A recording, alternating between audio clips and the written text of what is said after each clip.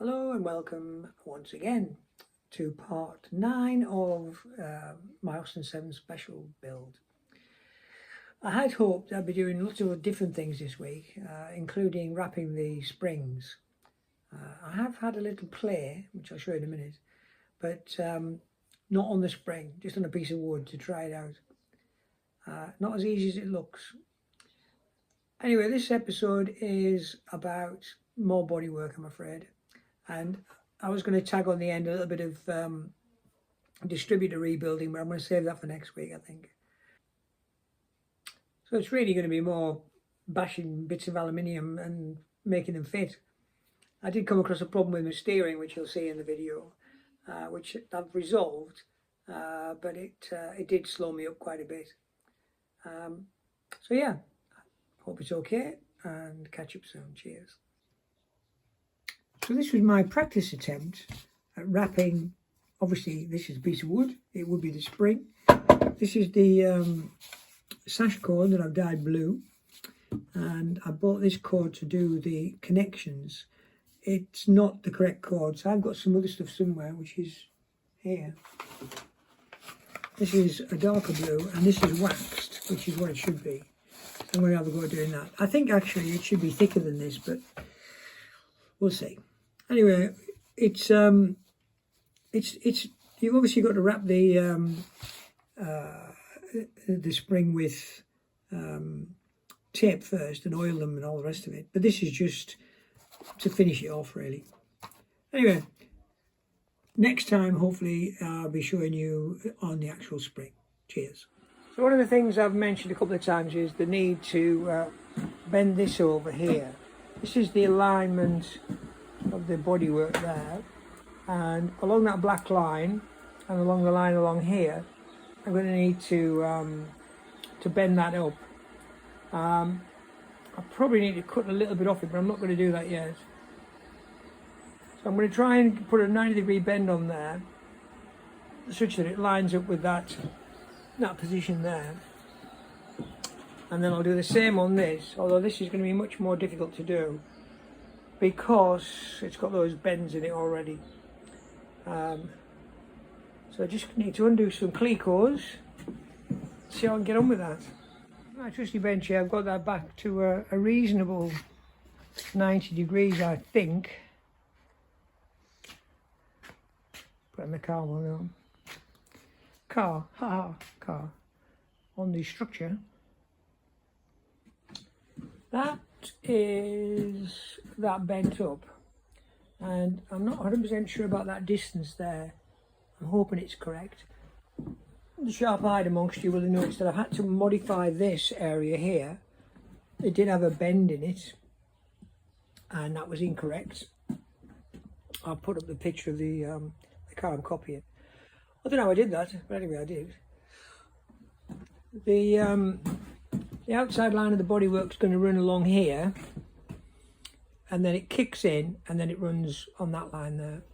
And where it kicks in, that's where the sides of the bonnet come down to.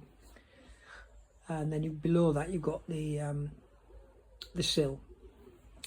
So now this piece here, which has got a slight, it's going to have ever so slight curve in towards the back of it. I'm quite nervous about doing that because I don't think I'll be able to do it very well.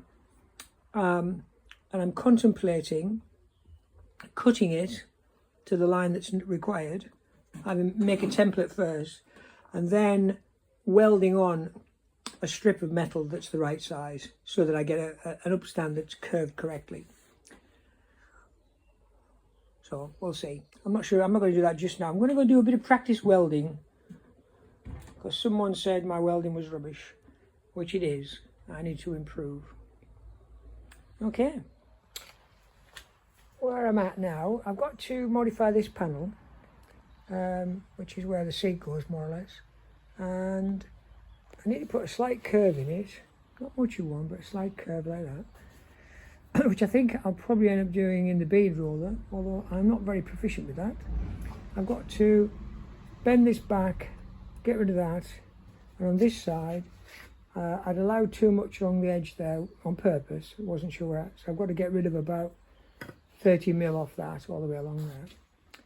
And then get rid of that there. And this panel would be ready to go back on again. So what I'm going to do, I'm just going to hacksaw this. I'm not going to be trying to be too clever. Hacksaw that, I've already cut it there. Then I'll put this in the bead roller and see how we get on. There's a few runs through the bead roller. Not perfect by a long way, however I'm getting there. Got a bit of a curve in it. One of the problems with putting a curve in this like this is it bores this metal this way as well. So I've had to go shrinking it a little bit. That's brought it down somewhat. But I think I'm going to have to put a couple of tucks in there. Sort of here, here and here sort of thing, along there. Just for that, to pull that back and flatten it out. I'm going to do that next. Right, that's it. After a bit of bashing. It's curved. And because I shrunk it and I tucked it, you can see where the tuck marks are here. It's actually quite flat now. Not perfect, but it's pretty flat. There's no bow in it now, like there was. Or a very little bow. So that's good. That piece can go back into the car now. So that is what I've done today basically. I've got that lined up there.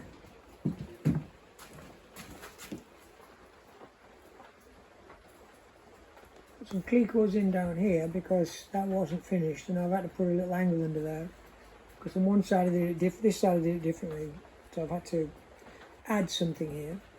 This is straight, which is correct, and it curves around into the back, and then when the back goes on, that kicks off here. The other side is done as well. To the first part is done, but I bent the side up. That bit is to do, but I've got my little template.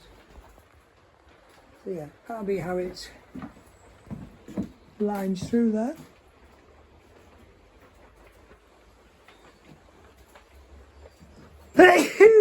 Excuse me. Tanky dark side as well. Horrible, horrible rain. So, I think we're there. This delayed things a little bit. In my little grandkid's car, but never mind. So I thought I'd just do a little bit of video of me trying to take this bend, put this bend in this piece of metal. I don't have a motor on this yet. And so what I've done is I've welded a socket on the end of there, and I've put a ratchet on, my spanner, and by turning that and then altering it to go back and forth, I can go backwards and forwards with this. And it is not easy, let's put it like that. So we'll see how we go. What I'm trying to do here then is, I'm trying to lift this up with my left hand, watch the line of this, and then by turning this ratchet and pulling on this at the same time, I should be able to put a bend in it, shouldn't I?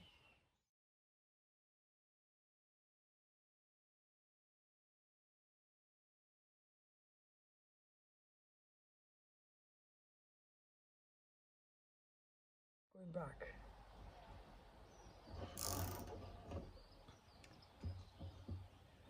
And as I mentioned earlier, when you do this, of course, you put a bit of bend in the what should be flat. In this area here, you end up putting a bit of curve in there. But it's not. It's really hard to maintain a pressure whilst I'm going to have to buy a motor. I'm not going to use it that much, that's the problem. It's like mad to, how do you justify spending a couple £100 or maybe more on a motor when you might use it, you know, a dozen times kind of thing. Having said that, it would make it a lot easier. I mean, it is coming. You can see the curve is coming. Of course, this has to be the same as the other side. So I've measured it to be the same, but I can't imagine it's going to be identical, which will be, you know, sod's law, won't it?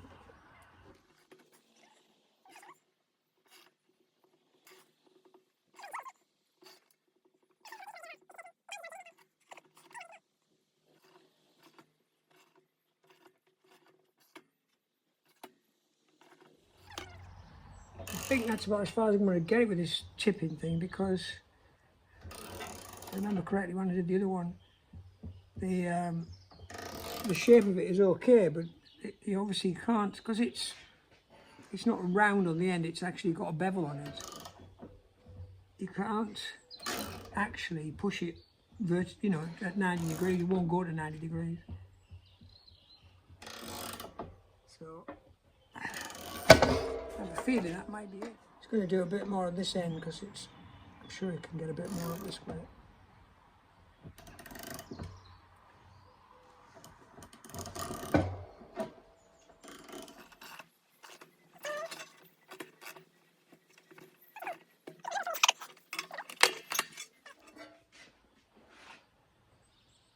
Quite a long way to go in there. This side's a little bit better. I think I can probably tap that up now. I broke the edge, I've created the edge, so we'll have a go at just tapping it. Now I'm sure the experts out there will say, what are you doing there? That is not the right way to do things. However, this is what I'm going to do. I'm going to tap it up. I've got a dolly behind it, but until it reaches the dolly, not as good.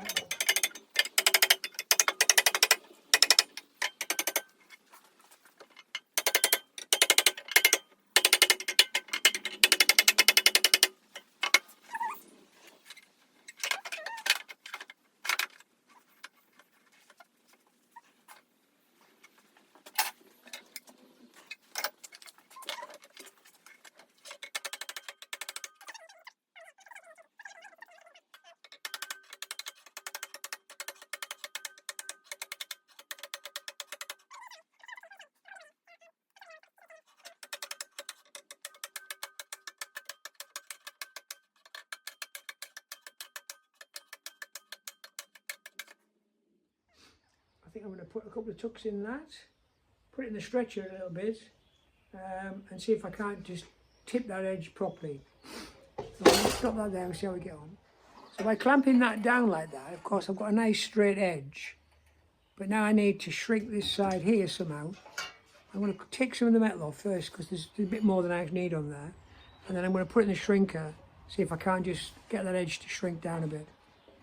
So first of all, I'll just trim the edge of this, because there's just a little bit too much material in there. Right, I think that's okay. We'll see, put it on the car next.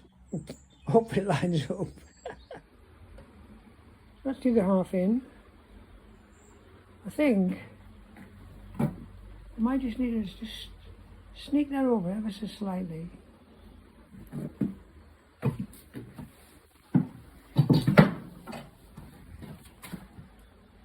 Maybe not. Anyway, I don't think that's bad for what I would describe as a rank amateur at doing metalwork. Of course, I'm sure you're screaming at the screen going, you've done that wrong and you've done this wrong. Well, probably. I haven't had any comments yet, so any helpful comments would be welcome. Right, what's next? So you might be able to tell by the amount of stuff laid about the floor everywhere, tools, blah blah, that I've been a bit busy trying to figure out where my steering wheel is supposed to go. I had previously made what I thought was a very nice bracket, and that fitted over the chassis rail very nicely. And when I made it originally and had the steering wheel attached to it, it looked fine. However, when I got the body on like this, I thought I'll better just check that it's still okay. My main concern being how close that bracket was to the engine mounting, which it's still very close. And I've got a pal coming around at the weekend. He's going to help me lift the engine in temporarily to see if there's any fouling going on. You know, I can't lift it on my own, unfortunately. And then the seating position in here, I managed to just get a bit of a gap here. Just a bit of a gap there. Get the camera in the right place. So this isn't touching. I've got to put a hanger on here to hang this. I've got what I wanted to have, which was 600mm from the centre of the steering wheel to just in front of the backrest. And I've got almost what I wanted from the bottom of the steering wheel to the floor of the car. And I've been working that based on my MGA, which is bigger than this. And you don't realise how much bigger, to be honest. Anyway, I think that's fine. And when you're sitting in it, this feels like it's in the right place, you know. It feels good. So that's the main thing, isn't it? This is just a temporary bit of wood I've got on there as a support. I did have it supporting the steering wheel. It's now supported off the bracket. And I have made a piece to go in there. She's knocking about somewhere. However, I think this is going to have to be tweaked somewhat. A couple of reasons. One, this is too deep here, too deep there for where the steering wheel is going to go. And I have to finish these corners off anyway. But also, it's just not quite the right width, which is very, very frustrating. So I'll kind of decide whether to just cut it in the middle and join it, because you won't see it, it'll be behind the dashboard, or whether to make another one. And I'm very, very tempted just to cut it. The other thing I'm looking at is behind this, because it's quite wide, and it's like this on the car I'm copying, is whether I should put a roll bar in there, just as a precaution. And if I do, I've got to find a fixing down the bottom there, somewhere where that mark is there, to go through the floor and into the chassis. So I've got that bracket to make for both sides. I should be able to make that bracket strong enough to take a roll bar basically on there. It won't protect your head, but it'll stop the body getting squashed if you turn it over. And as it's quite a tight little car when you're in it, you don't really want all that aluminium squashing down on your legs. So that's about it. And I'm going to do the same thing at the back, I think. I'm going to find a way of putting a roll bar in the back of here. I've made a couple of little brackets down there, which are just temporarily clecoed to this back piece to see, you know, just to hold it in position really. This needs cutting to shape, which I've been putting off, but I'm going to have to do it. Now I've got the front side out and it's the right height and everything, I can do that. So that's where we're at. I'd like to get the engine in so that I can just starts to look like it's coming together then, doesn't it, when you put the engine in? However, it won't be going in permanently. I've still got that bit to weld down there.